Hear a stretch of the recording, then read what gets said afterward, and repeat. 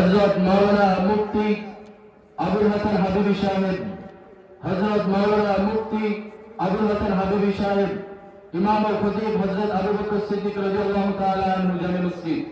আমি হযরতকে তার গুরুত্বপূর্ণ তাকরীর পেশ করার জন্য সবিল অনুরোধ জানাচ্ছি। আসসালামু আলাইকুম ওয়া রাহমাতুল্লাহি ওয়া বারাকাতুহু।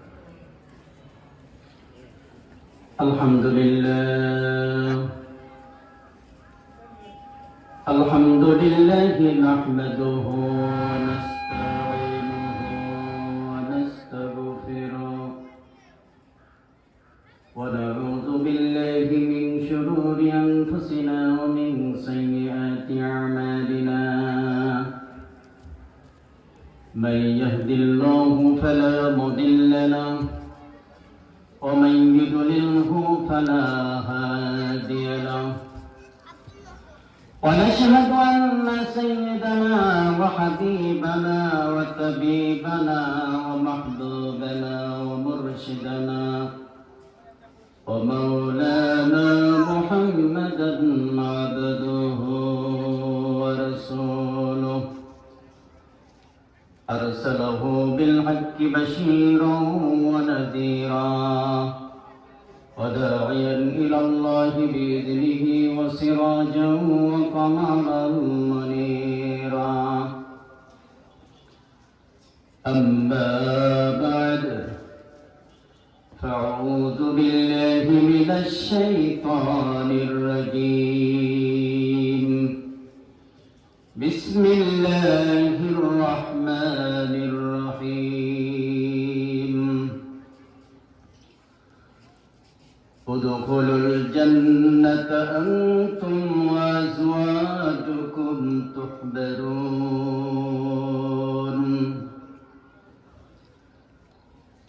وعن أبي هريرة رضي الله تعالى عنه قال قال رسول الله صلى الله عليه وسلم قال الله تبارك وتعالى أعددت لعبادي الصالحين ما لا عين رأت ولا أذن سمعت ولا خطر على قلب بشر. وقال تعالى في شأن حبيبه إن الله وملائكته يصلون على النبي يا أيها الذين آمنوا صلوا عليه وسلموا تسليما. اللهم صل على محمد وعلى آل محمد كما صليت على إبراهيم وعلى آل إبراهيم إنك حميد مجيد. اللهم بارك على محمد وعلى آل محمد كما باركت على إبراهيم وعلى آل إبراهيم إنك حميد مجيد. بلغ العلا بكماله كشف التجى بجماله حسنت جميع خصاله صلوا عليه وآله.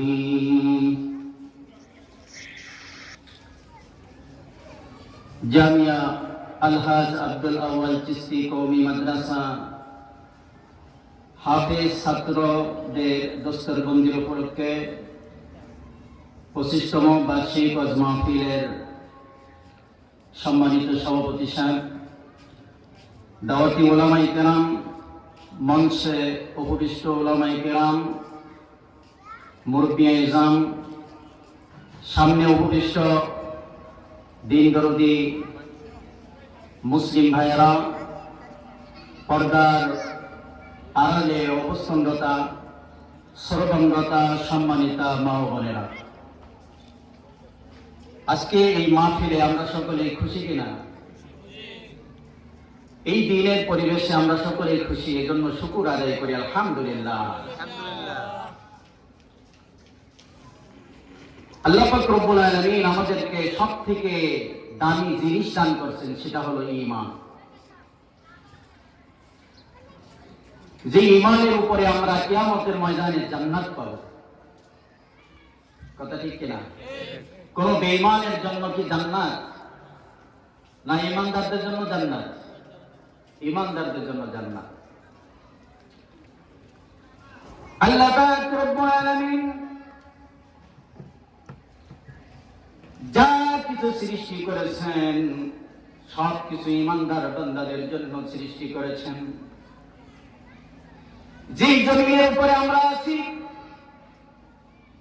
এরকম 7টা জমিন আল্লাহ তাআলা সৃষ্টি করেছেন, 7টা আসমান আল্লাহ তাআলা সৃষ্টি করেছেন।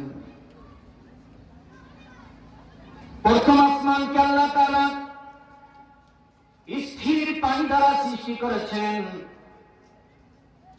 দ্বিতীয় আসমানকে আল্লাহ তাআলা লোহা দ্বারা সৃষ্টি করেছেন।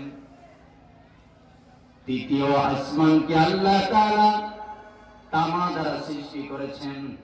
চতুর্থ আসমানকে রূপা দ্বারা সৃষ্টি করেছেন। পঞ্চম আসমানকে আল্লাহ তাআলা স্বর্ণ দ্বারা সৃষ্টি করেছেন।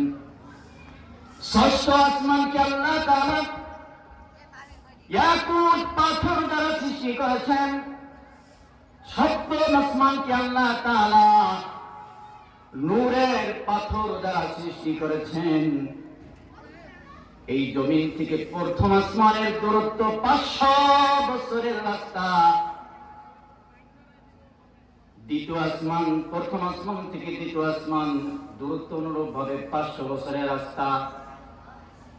প্রতিটা আসমানের দূরত্ব একটা থেকে একটা 500 বছরের রাস্তা।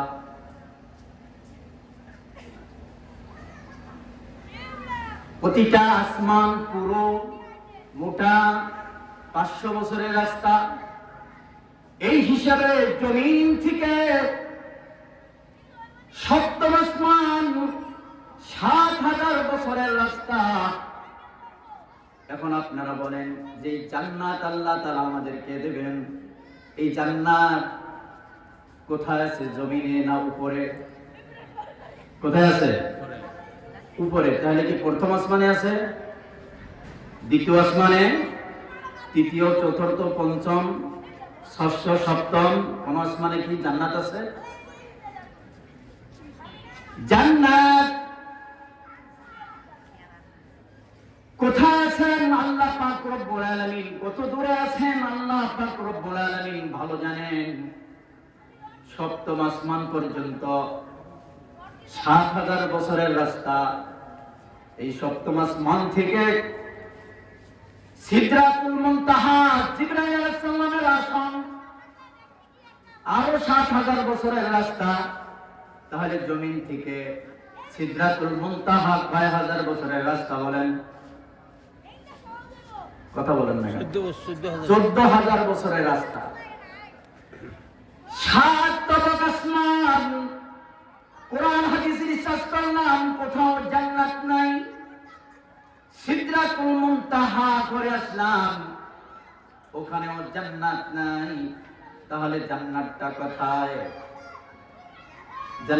জান্নাতটা আল্লাহ পাক রব্বুল আলামিন সর্ব ঊর্ধ্বে একবারে শেষ প্রান্তে আল্লাহ তাআলা রেখেছেন।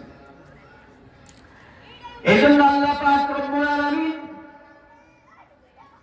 পবিত্র কোরআনে কারীমের ভিতরে আয়াতে কারিমা নাযিল করেছেন, ওয়াতাসিমু বিহাবলিল্লাহি জামিআ। আল্লাহ পাক রব্বুল আলামিন বলেন, ওগো মুমিন মুসলমান, আমি আল্লাহ তাআলার রশি তোমরা খুব মজবুত ভাবে ধরো। এই আয়াত দ্বারা আল্লাহ তাআলা কি বোঝাইলেন? এই আয়াত দ্বারা এটা বোঝাইতেছেন, ও মুমিন মুসলমান, তোমরা এক সময় জান্নাতে ছিলা, আর এই জান্নাতটা তো উপরে। তার প্রমাণ অন্য একটা আয়াত দ্বারা বোঝা যায়। আল্লাহ পাক রব্বুল আলামিন অন্য একটা আয়াতের ভিতরে বলতেছেন, কুলনা হাবিতু মিনহা জামিয়া। আল্লাহ পাক রব্বুল আলামিন সাইয়্যিদনা হযরত আদম আলাইহিস সালাতু ওয়াস সালাম এবং হাওয়া আলাইহিস সালাম যখন ওনারা পদস্খলন ঘটলো, অর্থাৎ গন্ধম ফল যখন খাইলেন, আল্লাহ পাক রব্বুল আলামিন বললেন তোমরা নেমে যাও।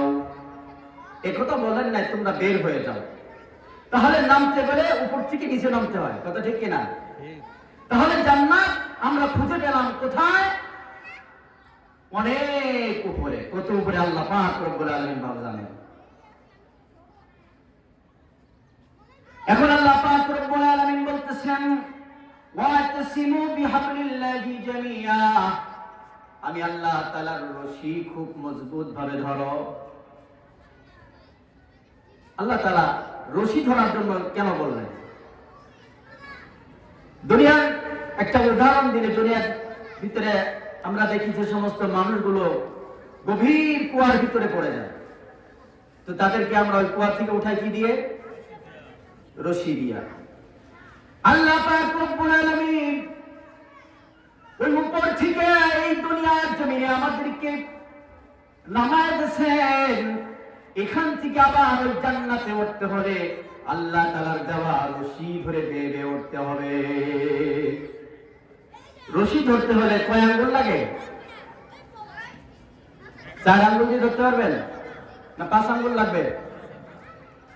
5 আঙ্গুল লাগবে। 5 আঙ্গুল ছাড়া রশি ধরা যায় না, কথা ঠিক কিনা? একটা কুয়া থেকে একজন মানুষকে উদ্ধার করতে হলে শক্ত মজবুত রশি ফেলতে হবে। আবার যে ব্যক্তিকে উঠাবে তাকে ওই রশি ধরতে হবে। উপরে যারা আছে এই রশি ধরে খুব সূক্ষ্মভাবে আস্তে আস্তে টেনে টেনে উঠাতে হবে, কথা ঠিক কিনা? দুনিয়ার কোন মানুষের শক্তি নাই জান্নাত পর্যন্ত পৌঁছানোর, যদি আল্লাহ পাক রব্বুল আলামিন তৌফিক না দেন, যদি আল্লাহ তাআলা যদি সহযোগিতা না করে, কথা ঠিক কিনা? আল্লাহ পাক রব্বুল আলামিন বলতেছেন আমার রশি ধরো। এখন মনে করেন কোন ব্যক্তি আমাদের এই মাহফিলের স্টেজে আসে নাই, এই মাহফিলে এসে এই ওয়াজ শুনতেছে না, দূর থেকে শুনছে, শুনে সে মনে মনে চিন্তা করলো রশি ধরার কথা বলছে আল্লাহ তাআলা, আচ্ছা দেখা যাক রশি কোথায় পাওয়া যায়। এখন সে বিভিন্ন জায়গায় রশি খুঁজতেছে, পায় না। চায়ের দোকানে যে বলতেছে আচ্ছা আল্লাহ তাআলার রশি, মাহফিলে তো শুনলাম রশি ধরার কথা, এখন এই রশিটা কোথায় পাওয়া যায় আল্লাহর রশি? তো একজন সে ঠিকানা দিয়ে যাচ্ছে, আচ্ছা রশি তুমি পাও না, রশি তো ফরিদপুরে। রশি কোথায়? 8 রশি আছে না? বেহেশত কয়টা? 8টা।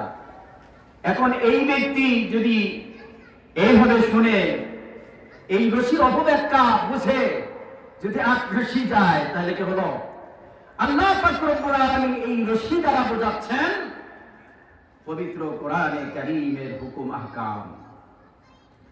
সমস্ত মুফাসসিরিন একমত ওয়াতাসিমু বিহাবলিল্লাহি জামিআ, আল্লাহ রাব্বুল ইজ্জাত যে বললেন আমার রশিটা খুব মজবুত ভাবে ধরো, এই রশি ছেড়ো না। সমস্ত মুফাসসিরেরা একমত এই রশি দ্বারা বোঝানো হয়েছে পবিত্র কোরআনে কারীম। এখন এই রশি ধরতে হবে 5 আঙ্গুল দিয়ে, তাই না? প্রথম আঙ্গুলের দ্বারা উদ্দেশ্য হলো কালিমা ঈমান, লা ইলাহা ইল্লাল্লাহু মুহাম্মাদুর রাসূলুল্লাহ সাল্লাল্লাহু আলাইহি ওয়াসাল্লাম। দ্বিতীয় রশি দ্বারা বোঝানো হয়েছে ইবাদত। তৃতীয় আঙ্গুল দ্বারা বোঝানো হয়েছে মুআমালাত। চতুর্থ রশি দ্বারা বোঝানো হয়েছে মুআশারাত। আর পঞ্চম আঙ্গুল দ্বারা বোঝানো হয়েছে আখলাক। একজনের ঈমান নাই, বাকি সবগুলো আছে, সে কি এই রশিটা মজবুত ভাবে ধরতে পারবে? বলেন, কিছু দূর উঠলে পড়ে যাবে, টাচ করে নিচে পড়ে যাবে, তাই না? মঞ্জুরে মকসুদ সেই হাজার হাজার বছরের রাস্তা, কোটি কোটি বছরের রাস্তার পর অতিক্রম করতে পারবে সেই যে কোরআন নামক আল্লাহ তাআলার এই রশি গুরুত্ব সহকারে আঁকড়িয়ে ধরতে পারবে। কথা ঠিক কিনা? ঈমানের আকীদার মধ্যে যদি কোনো সমস্যা থাকে তাহলে সে কিন্তু মঞ্জলে মকসুদ পৌঁছতে পারবে না। এখন তথাকথিত বাংলাদেশের কিছু শিক্ষিতরা তারা বই পুস্তকের ভিতরে এটা পরিবর্তন করছে যে মানুষ নাকি বানর থেকে তৈরি, পূর্বে নাকি বানর ছিল। আচ্ছা বলেন, এই আকীদা গলত না সহি? গলত। এই আকীদায় যদি কেউ বিশ্বাসী হয় তাহলে তার ঈমান থাকবে? থাকবে না। এমন কিছু কথা আছে, এমন কিছু বিশ্বাস আছে, এমন কিছু আকীদা আছে যেগুলো যদি আমরা বিশ্বাস করি তাহলে অল্পতেই আমাদের ঈমান নষ্ট হয়ে যায়। আজকে তো সময় কম, এক একটা বিষয় নিয়ে অনেক লম্বা আলোচনা আছে, সংক্ষেপে বুঝে নিতে হবে। আমাদের ঈমানকে দুরস্ত করতে হবে। 2 নম্বর হচ্ছে কি ইবাদত। আমাদের ইবাদতগুলো সহি করতে হবে। 36 কোটি দেবতার ইবাদত করা যাবে না, একমাত্র ইবাদত হবে কার? লিল্লাহি তাআলা, আল্লাহ তাআলার জন্য। এই ইবাদতের মধ্যে 5 ওয়াক্ত নামাজ আছে, কোরআন তেলাওয়াত আছে, জিকির আছে। যদি হজ ফরজ হয় হজ করতে হবে, যদি যাকাত ফরজ হয় যাকাত আদায় করতে হবে, রমজান মাসে রোজা রাখতে হবে, কথা ঠিক কিনা, ইত্যাদি ইত্যাদি। এরপর আসেন মুআমালাত। মুআমালাত হচ্ছে লেনদেন। আমাদের মধ্যে আজ লেনদেন ঠিক নয়, কথা ঠিক কিনা। কাউকে যদি আপনি টাকা ধার দেন তার থেকে ওই টাকা ওঠানো বড় মুশকিল, কথা ঠিক কিনা। এজন্য আমাদের লেনদেন ঠিক করতে হবে। এরপরে কি মুআশারাত। মুআশারাত অর্থ আচার আচরণ। আল্লাহ রাসূল সাল্লাল্লাহু আলাইহি ওয়াসাল্লাম বলেছেন, যদি কোনো ব্যক্তির আচার আচরণ ঠিক হয়ে যায় জান্নাতে যাওয়ার জন্য বড় সহযোগী হয়। যখন কোনো মানুষ মৃত্যুবরণ করে, যে মহল্লায় যে মানুষটা মৃত্যুবরণ করে, আল্লাহ পাক রব্বুল আলামিন একজন ফেরেশতা পাঠায় দেয় তদন্তের জন্য। কি তদন্ত? এই ফেরেশতাটা বারে বারে আসিয়া মানুষের মুখের আলাপ আচরণ এগুলো দেখতে থাকে, শুনতে থাকে। কি যে এই যে ব্যক্তি মারা গেছে এই ব্যক্তি সম্পর্কে কি আলোচনা করতেছে তারা। যদি অধিকাংশ মানুষ ভালোর দিকে আলোচনা করে, এই ফেরেশতা রিপোর্ট নিয়ে আল্লাহ রাব্বুল ইজ্জাতের দরবারে উপস্থিত হয়। আল্লাহ পাক রব্বুল আলামিন তখন বলে, ফেরেশতা কি দেখলা? ফেরেশতা তখন বলে, আল্লাহ তাআলা দেখলাম লোকটা খুব সৎ ছিল, মানুষ তার ভালো কথাগুলো আলোচনা করতেছে। আল্লাহ পাক রব্বুল আলামিন তখন বলেন, ও ফেরেশতা শোনো, এই বান্দা এমন কিছু পাপ কাজ ছিল যেগুলো সে গোপনে করত, এলাকার মানুষ জানতো না, এমনকি তার স্ত্রীও জানতো না।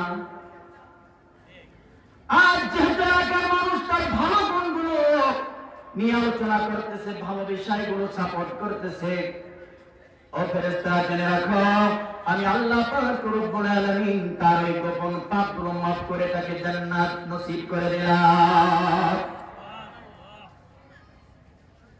তাহলে আচার আচরণ ঠিক করতে হবে কিনা বলেন? 5 নম্বর হলো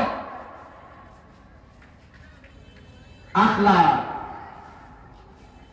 আখলাক মানে চরিত্র। চরিত্র দ্বারা যেটা আমরা বুঝি, লজ্জা স্থানকে হেফাজত করা, চক্ষুকে হেফাজত করা।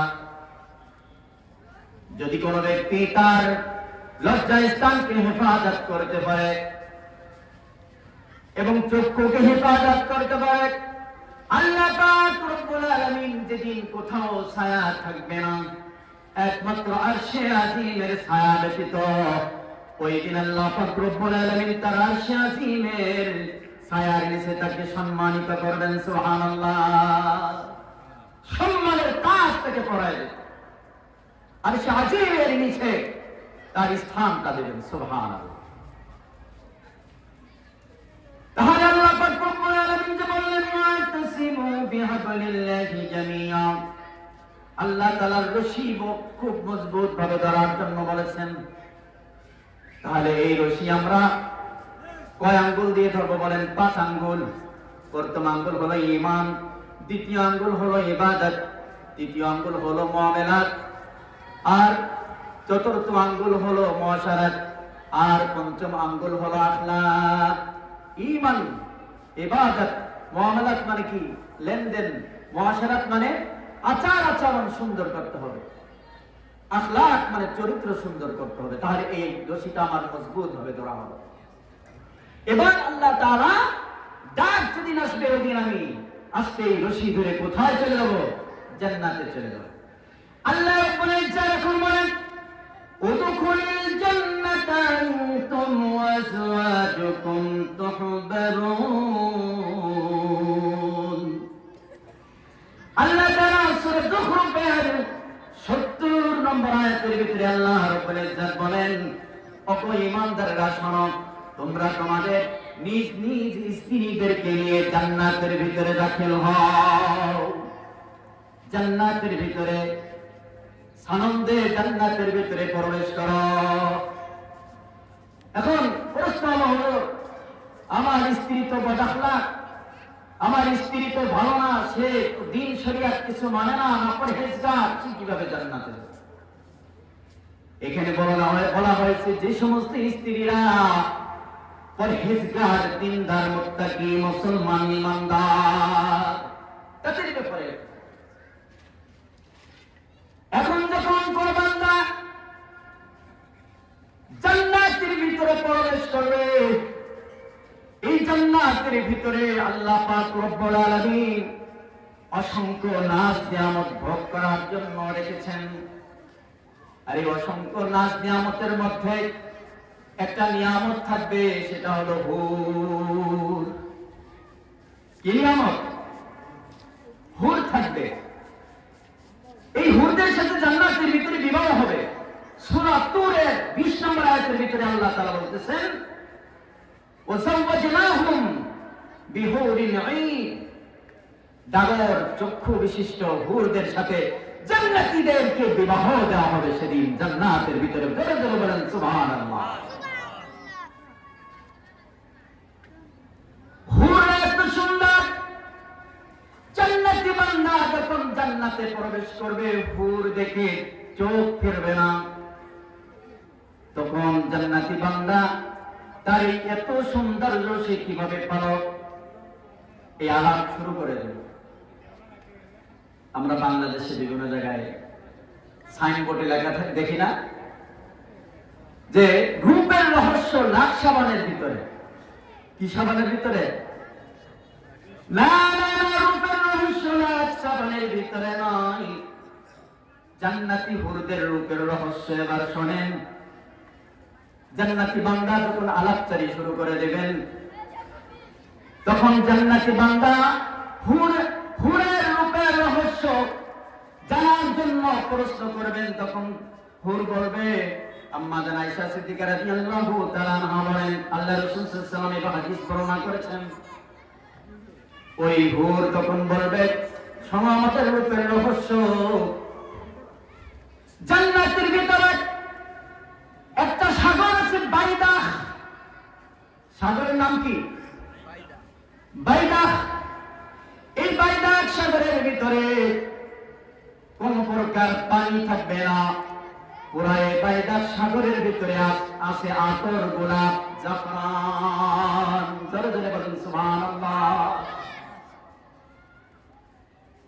তখন ওই হুর বলবে, ওগো জান্নাতি আমার স্বামী শোনো, এই বাইদাহ সাগরের মধ্যে যেটা নাকি পানি, যেই সাগরের ভিতরে কোন প্রকার পানি নাই, শুধু আতর, গোলাপ, জাফরান, এই সাগরের ভিতরে লাল একুট পাথর আল্লাহ পাক রব্বুল আলামিন কিছুক্ষণের জন্য ভিজায় রাখলেন। অথবা এই পাথরটা উঠাইলেন।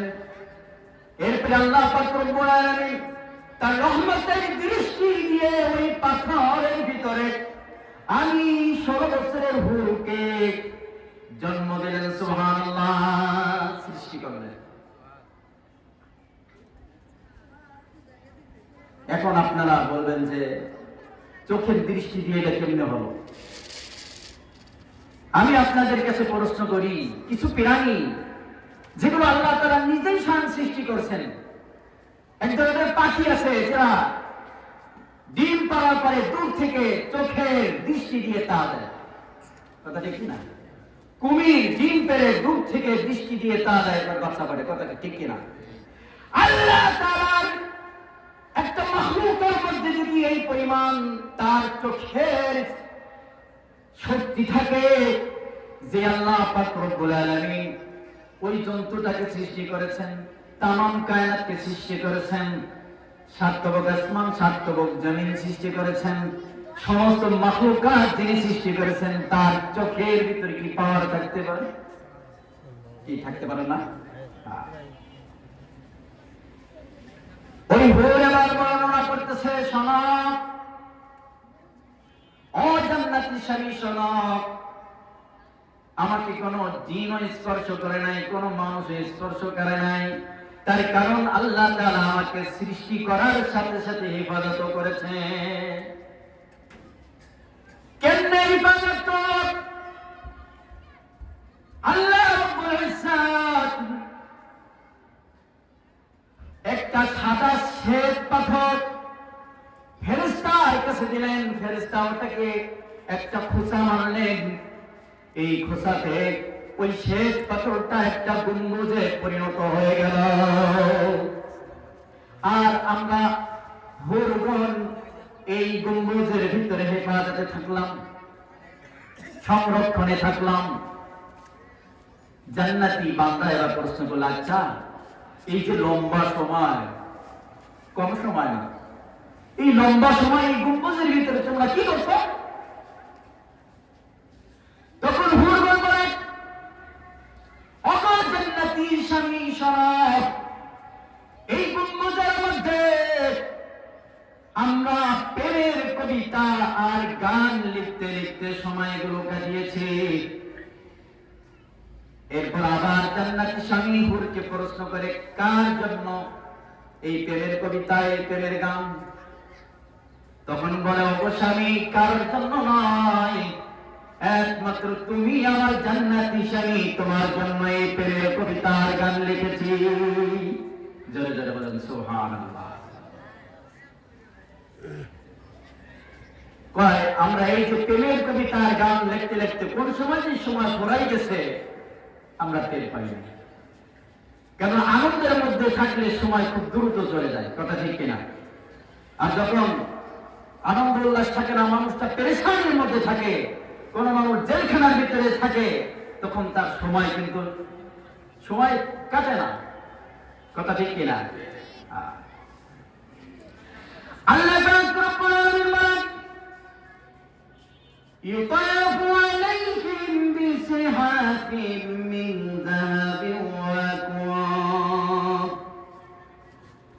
আল্লাহ পাক রব্বুল আলামিন জান্নাতীদেরকে জান্নাতের মধ্যে স্বর্ণের প্লেট এবং স্বর্ণের পেয়ালা দিয়ে পরিদর্শন করবেন। সুবহানাল্লাহ। জান্নাতের ভিতরে সাধারণ কোনো প্লেট থাকবে না, সাধারণ কোনো গ্লাস থাকবে না। এই জান্নাত হলো 8টি। 8 নম্বর জান্নাত হলো জান্নাতুল ফিরদাউস, সর্ব উপরে থাকবেন জান্নাতুল ফিরদাউস। এই জান্নাতুল ফিরদাউস হলো একটা রূপার তৈরি,